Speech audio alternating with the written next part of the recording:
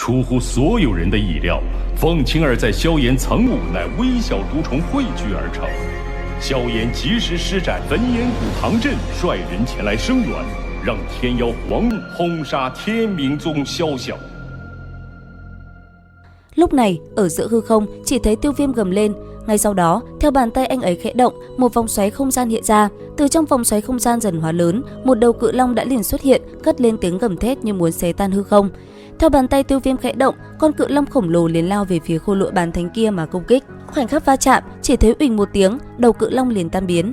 Thế nhưng chớp mắt sau, chỉ thấy khôi lỗi bán thánh đã vung tay. Nhất thời, một quả cầu liền sáng lên, sau đó trong không gian hư vô kia lập tức xuất hiện một vòng xoáy không gian.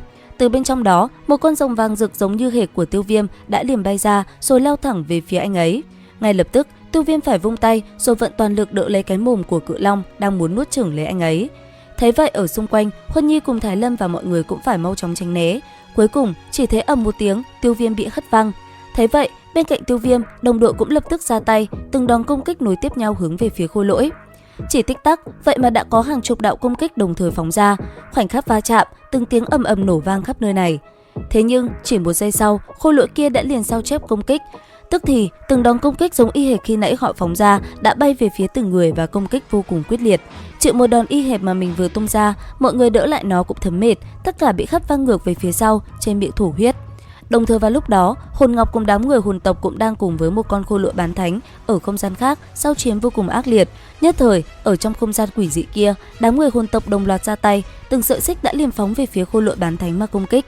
Thế nhưng cũng giống như bên kia, khôi lỗi bên này ngay lập tức sao chép lại công kích, từng khe hở hư không mở ra, hàng loạt mũi đao gần trên xích sắt đã liền phóng ra.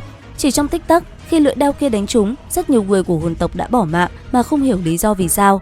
Đến đây, Hồn Ngọc không chậm trễ, hắn ta lập tức huyễn hóa, thủ ấn giữa mi tâm đại diện cho huyết mạch cũng liền sáng lên.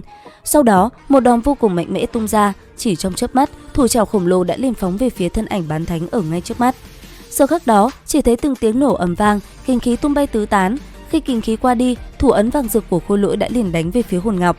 Uỳnh một tiếng, bị đòn phản chấn, Hồn Ngọc lập tức bị hất bay. Đến khi đứng vững thân mình, trong mắt hắn liền lộ ra vẻ kinh ngạc.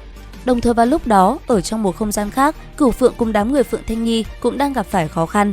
Bây giờ, bọn họ đã bị khôi lỗi đưa vào bên trong một không gian, chỉ còn lại hai màu đen trắng khiến đám người kia hoảng loạn.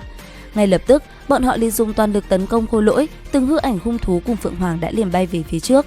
Đáng tiếc, khôi lỗi đã ngay lập tức sao chép công kích, từng hư ảnh hung thú đã liền hiện ra rồi công kích ngược lại bọn họ. Bây giờ, đám người Cửu Phượng đã loạn, tất cả cũng không biết phải làm thế nào trước tình huống bị vây hãm bởi một khôi lỗi bán thánh. Thế nhưng, thê thảm nhất vẫn là đám người còn lại, lấy lực lượng đông đảo, bọn họ vây công hai khôi lỗi bán thánh. Đáng tiếc, bọn họ phối hợp lại chẳng ăn ý chút nào, chỉ trong nháy mắt khi hai khôi lỗi bán thánh công kích, lập tức có người phải bỏ mạng. Cứ như vậy, cuộc chiến không khoan nhượng giữa hàng trăm người cùng 5 khôi lỗi diễn ra vô cùng quyết liệt. Đến bây giờ, sau một hồi chiến đấu, Tiêu Viêm mới nhận ra khôi lỗi bán thánh kia có thể sao chép lại toàn bộ công pháp. Thế nhưng, anh ấy chắc chắn khôi lỗi kia không thể sao chép được kim cang lưu ly thân của mình, đây chính là cơ hội để giành chiến thắng. Nghĩ là làm, hai mắt Tiêu Viêm sáng lên, ngay sau đó, hư ảnh khổng lồ vàng rực xuất hiện đứng sừng sững giữa hư không. Giờ khắc đó, toàn thân hư ảnh kia đã bộc phát ra một lực lượng hết sức kinh người, kinh khí không ngừng khuếch tán ra xung quanh. Cuối cùng, gầm lên một tiếng, hư ảnh khổng lồ kia vung tay lên, một quyền ngưng tụ lực lượng khủng bố bạo phát. Ngay sau đó, Tiêu Viêm liền mạnh mẽ đánh thẳng về phía khôi lỗi bán thánh. Thấy vậy, phía bên kia, khôi lỗi lập tức dùng ra một bàn chắn bảo vệ. Chớp mắt, một bức tường đã liền được dựng ra giữa hư không. Khoảnh khắc va chạm, chỉ thấy uỳnh một tiếng, khôi lỗi bán thánh lập tức bị chấn bay. Đồng thời bên cạnh, Huân Nhi cùng Cổ Thanh Dương cũng đồng thời ra tay. Theo bàn tay hai người kết ấn, một chiêu đại tịch diệt chỉ chất chồng tung ra. Trên bầu trời, Thải Lân, Tiểu Y Tiêm và Thanh Lân cũng nhanh chóng hội tụ ra một đạo lôi trụ màu sắc rực rỡ, hướng phía đầu khôi lỗi đánh tới. Khoảnh khắc va chạm, chỉ thấy bùm một tiếng, rung động kinh người ầm ầm bạo phát tỏa ra khắp nơi này. Trên người khôi lỗi liền xuất hiện từng vết rạn nứt. Để rồi cuối cùng, trước sự khủng bố của toàn bộ mọi người, khôi lỗi đã nổ tung giữa không trung, tạo nên chấn động kịch liệt. Nhìn đạo thân ảnh đó biến mất, mọi người mới dừng lại và thở phào nhẹ nhõm. Đến đây, Tiêu Viêm liền nhìn mọi người nói: "Tất cả mau chóng khôi phục thân thể, ta sẽ hộ pháp." Nghe vậy, tất cả đều nhanh chóng nuốt đan dược vào rồi khoanh chân ngồi xuống điều tức thương thế trong cơ thể. Còn Huân Nhi, nàng tiến đến bên cạnh Tiêu Viêm, đôi mắt nhìn về phía những trận chiến khác, rồi nhẹ giọng hỏi: "Tiêu Viêm ca ca, chúng ta không cần ra tay sao?" "Không cần, chúng ta cứ tự lo cho mình trước. Bồ đề cổ thụ này còn cổ quái hơn so với dự đoán của ta, xem ra lần này phải thật cẩn thận." Lời anh ấy vừa dứt thì phía xa, một tiếng động trầm thấp đột ngột vang lên. Quả nhiên, đó là tiếng rít gào tới từ một quyền của Hồn Ngọc. Chỉ một chiêu toàn lực, Hồn Ngọc đã kết liễu được một con khôi lỗi bán thánh, quả là không thể xem thường hắn. Đánh xong một quyền này, Hồn Ngọc hít một hơi thật sâu rồi ngẩng đầu nhìn về phía Tiêu Viêm cười nhẹ một cái. Sau đám người Hồn Ngọc chừng 10 phút, vòng chiến bên Thiên Yêu Hoàng tộc cũng kết thúc. Tuy nhiên, nhân số đã thiệt hại đáng kể. Vài phút sau ở xung quanh, vòng chiến cuối cùng kia rốt cuộc cũng kết thúc, khôi lỗi bán thánh thứ 5 cuối cùng đã nằm xuống. Đến đây, ánh mắt Tiêu Viêm cũng chuyển hướng về phía bồ đề cổ thụ, nói: tiếp theo sẽ còn nguy hiểm hơn rất nhiều, nếu ai thực lực còn chưa đạt tới lục tinh đấu tôn thì tốt nhất hãy ở lại đây, không nên đi tiếp. Lời anh ấy vừa dứt, một vị trưởng lão Hoa Tông liền lên tiếng nói: tông chủ, chúng ta sẽ ở đây cùng Yên Nhiên, ngài hãy tiến vào cùng thiếu các chủ đi. Nghe thế, Vân Vận khẽ gật đầu đáp: vậy các ngươi phải cẩn thận một chút. Lời nàng vừa dứt thì ở bên cạnh, Tiêu Viêm đã đưa mắt nhìn thân cây co lớn của bồ đề cổ thụ rồi nói: bồ đề tâm ở trong đó, chúng ta đi thôi. Lời anh ấy vừa dứt, thân hình như tia chớp cũng lập tức phóng về phía bồ đề cổ thụ. Phía xa, thấy mấy người Tiêu Viêm muốn nhân cơ hội tiến vào đầu tiên, Hồn Ngọc và Cửu Phượng đều không kiềm chế nổi nữa, cả hai liền dẫn người tiến về phía cái cây khổng lồ kia. Khi mọi người đến gần gốc của bồ đề cổ thụ thì trên thân cây cao đến 100 trượng kia đột nhiên bộc phát ra ánh vàng hút tất cả vào bên trong nó, cứ thế mọi người biến mất. Thoáng vài giây sau, chỉ thấy Tiêu Viêm đã xuất hiện ở tại một nơi u ám, xung quanh không có lấy một bóng hình nào, trước mặt anh ấy chỉ là một cái cây đen xì nằm trơ trụi mà thôi. Thế nhưng khi Tiêu Viêm nhìn vào cái cây đó, đột nhiên anh ấy bị lạc vào trong ảo cảnh. Đầu tiên là bản thân mình xuất hiện tại cổ vực Mãng Hoang, tiếp đến là chiến đấu với thú triều bằng lực lượng đấu thánh. Mỗi quyền đánh ra, hàng loạt con hung thú lập tức ngã xuống, cảnh tượng ấy làm Tiêu Viêm vui sướng. Tuy nhiên tích tắc sau, ánh sáng đã lóe lên, Tiêu Viêm liền trở về với thực tại. Bất chợt, đầu anh ấy đau như búa bổ. Ngay lập tức, Tiêu Viêm ôm lấy đầu mình và hét lên trong đau đớn. Sau đó chỉ vài giây, Tiêu Viêm lại bất ngờ xuất hiện ở tại một nơi u ám.